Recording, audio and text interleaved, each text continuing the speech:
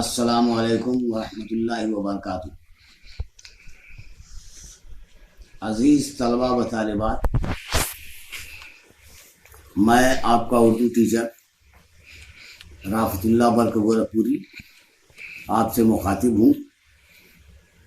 آپ اپنی اردو کی کتاب میں صفحہ نمبر 63 سبق نمبر 15 سچا خواب کھول لیں۔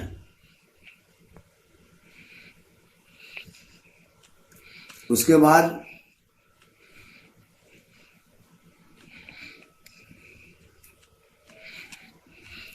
سبق کی ریڈنگ کرنے سے پہلے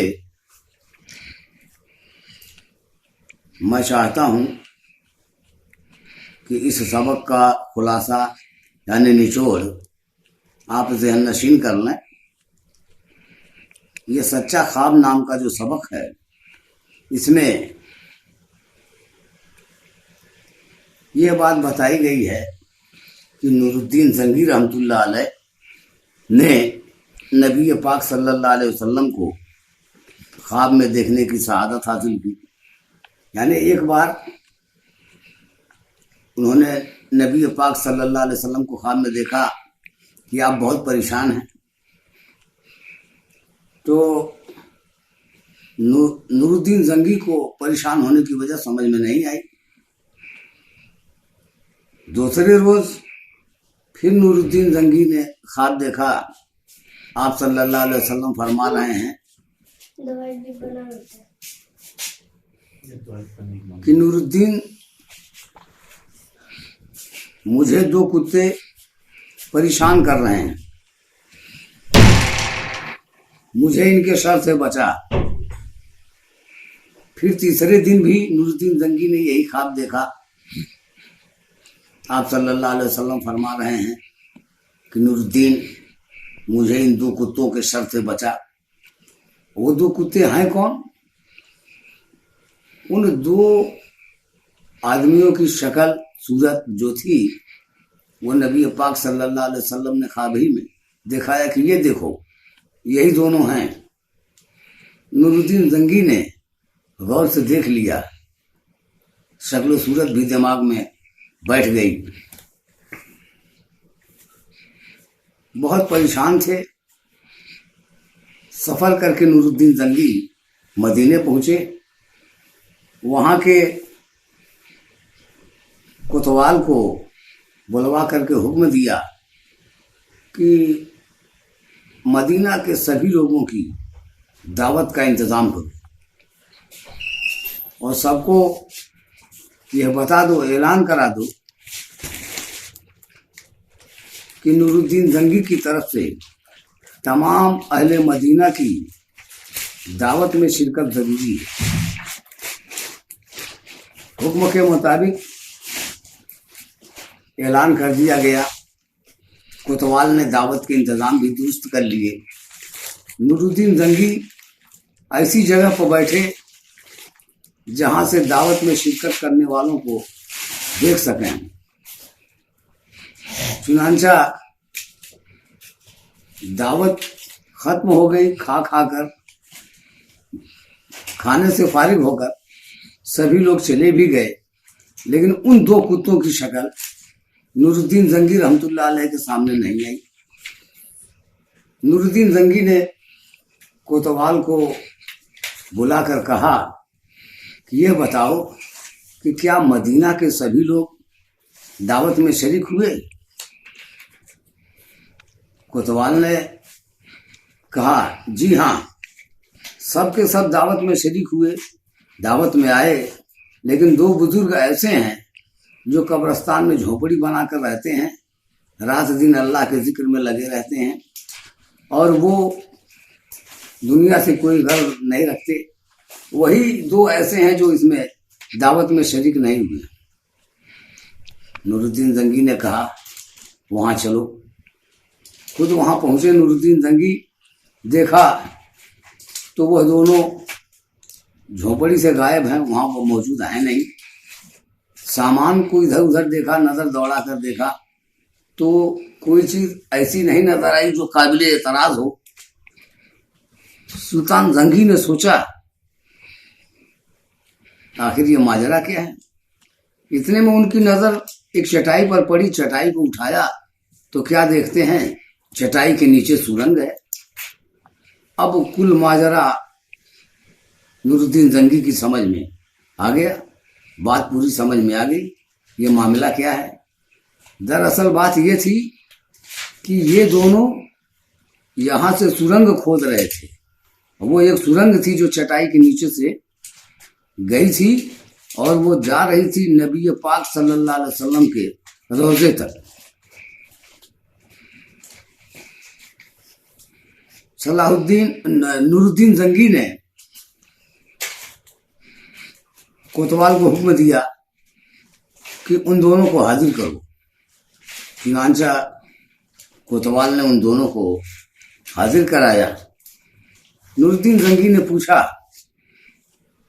कि तुम ये काम क्यों कर रहे हो, किसके इशारे पर कर रहे हो।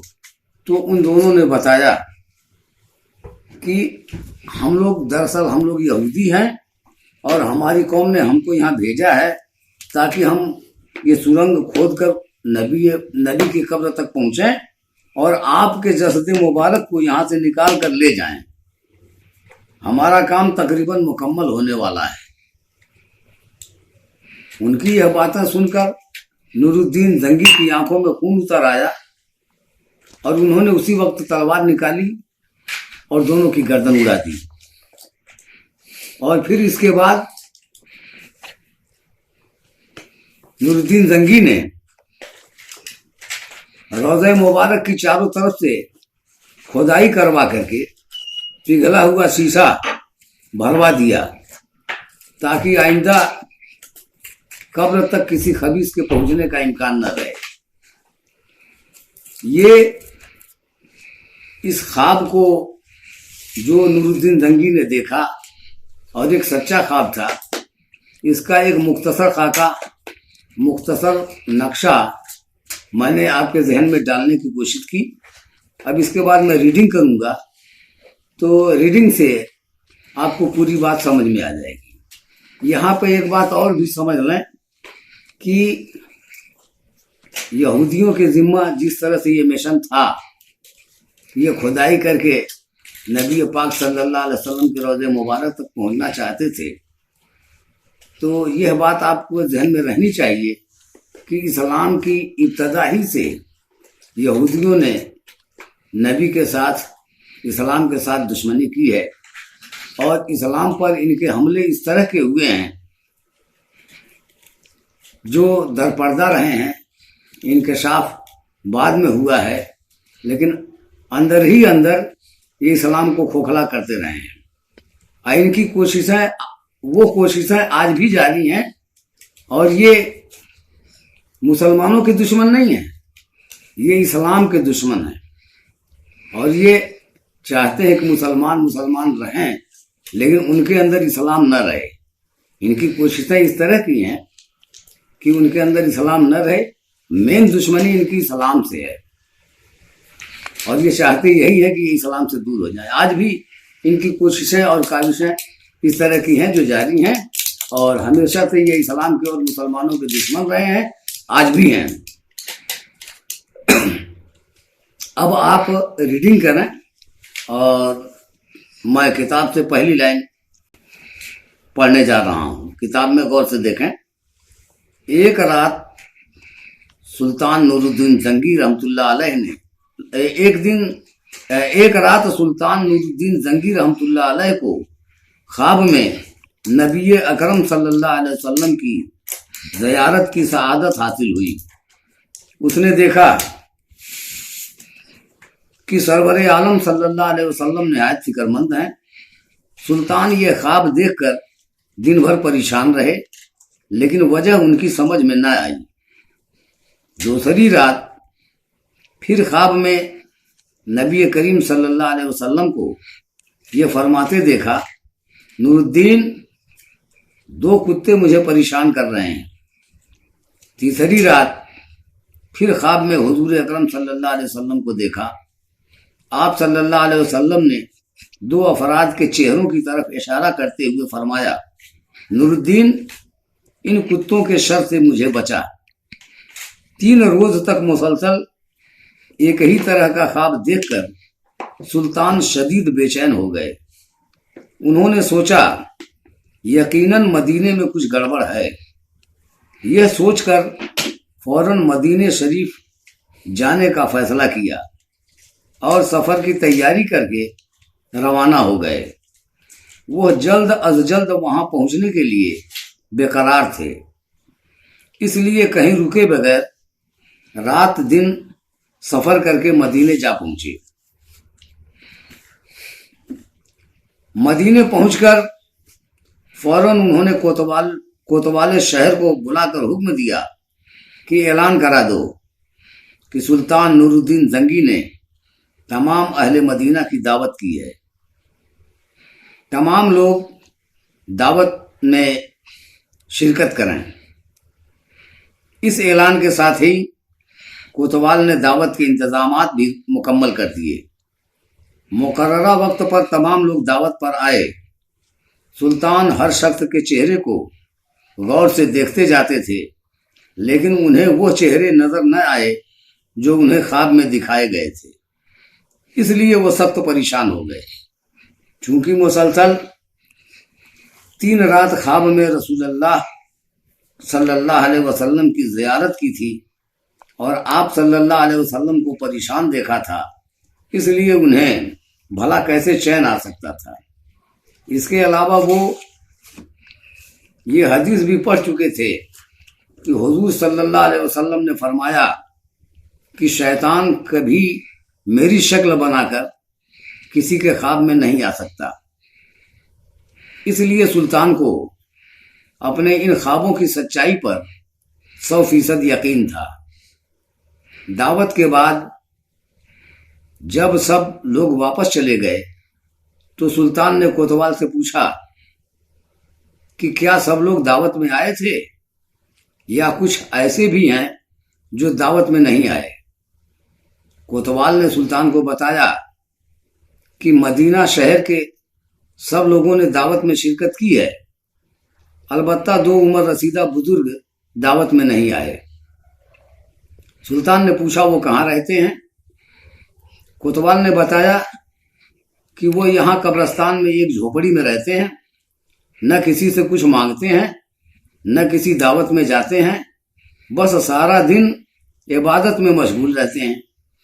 और इसके अलावा वो हुजूर पाक सल्लल्लाहु अलैहि वसल्लम के रोज़े की ज़ियारत पर आने वालों को पानी पिलाते रहते हैं।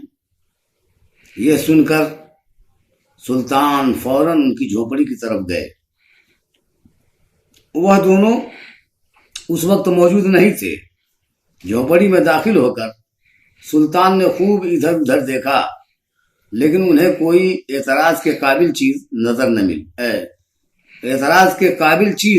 न मिली। सुल्तान फिक्रमंद तो थे ही, उन्होंने इसी परेशानी में जमीन पर पड़ी हुई एक चटाई को जैसे ही उठाया तो सारा माजरा उनकी समझ में आ गया।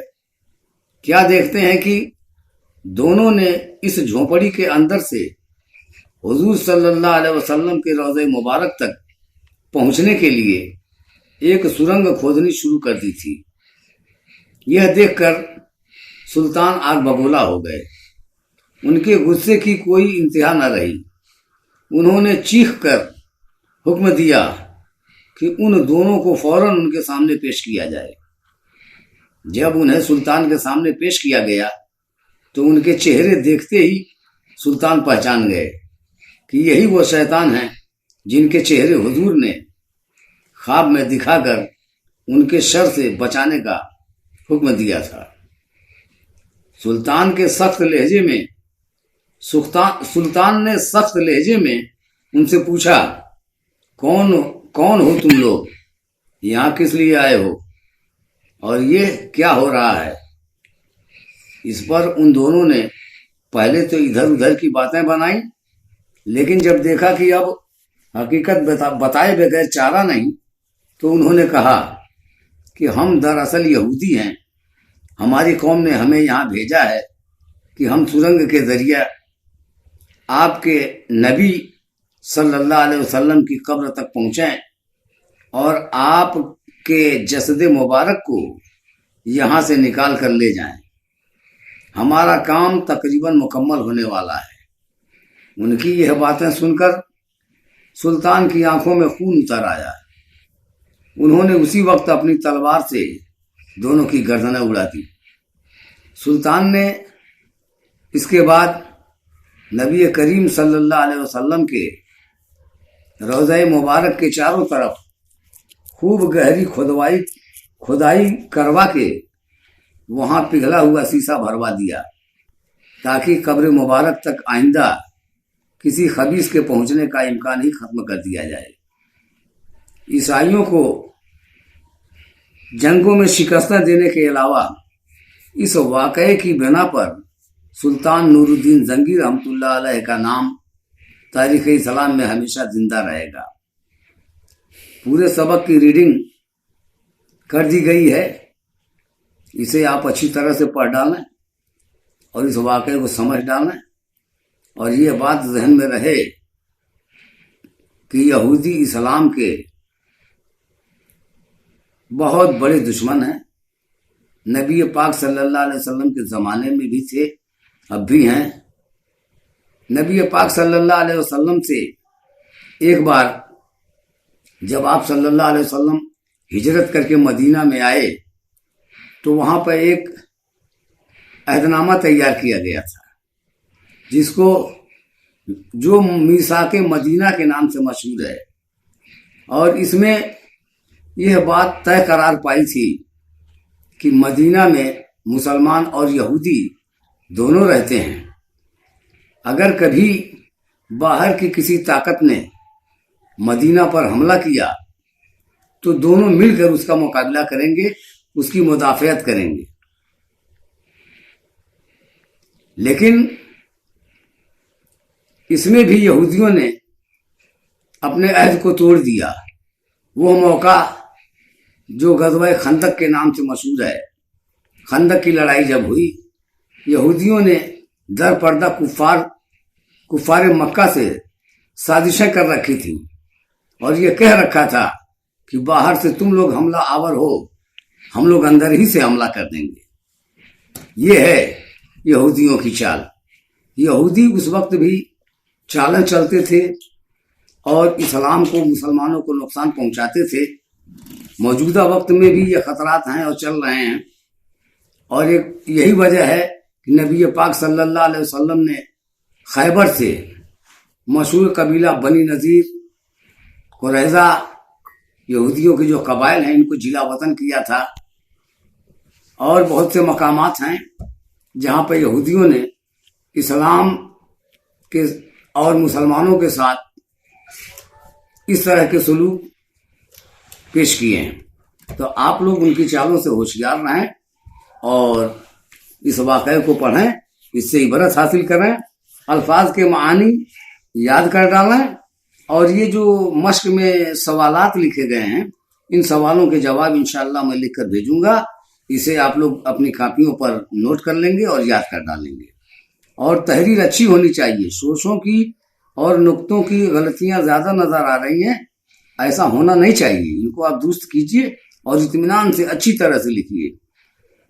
پھر ہم کو ان سوالوں کے جواب سنائیے اور کاپی پر لکھ کر اس کا فوٹو کھینچ کر بھیجیے. اسے ہم چیک کر لیں گے، دیکھیں گے.